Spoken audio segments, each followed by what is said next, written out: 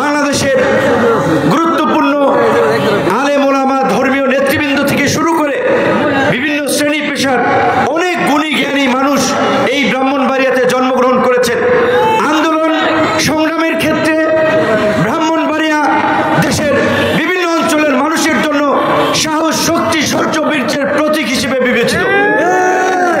যদিও মাঝে মাঝে আপনারা নিজেরাও মারামারি করে পরিস্থিতি আতঙ্কিত করে ফেলেন, তো আমার অনুরোধ থাকবে নিজেরা কিন্তু মারামারিতে জড়ান চাইবে না। আমি সংক্ষিপ্তভাবে দুটো কথা বলে বিদায় নিতে চাই।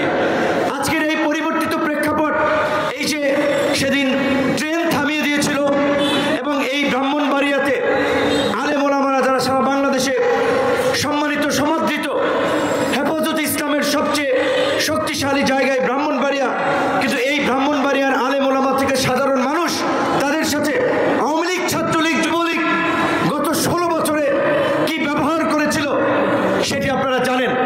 আজকের এই সমাবেশ থেকে আমাদের ছাত্র অধিকার পরিষদের প্রথম শহীদ, মোদি বিরোধী আন্দোলনে হাফেজ কাউসারের আমরা আত্মার মাগফিরাত কামনা করছি। মোদি বিরোধী আন্দোলন থেকে এই জুলাই গণ অভ্যুত্থানের নিহত সকলের আত্মার মাগফিরাত কামনা করছি। যেই ছাত্র জনতার রক্ত এবং সংগ্রামের ফলে আমরা এই জুলাই পেয়েছি, সেই ছাত্র জনতাকে আমরা স্যালুট এবং সালাম জানাচ্ছি। বন্ধুগণ, আমরা আপনাদেরকে স্মরণ করিয়ে দিতে চাই যেটি হাদিসের একটি কথা, যে বিপদ কেটে গেলে মানুষ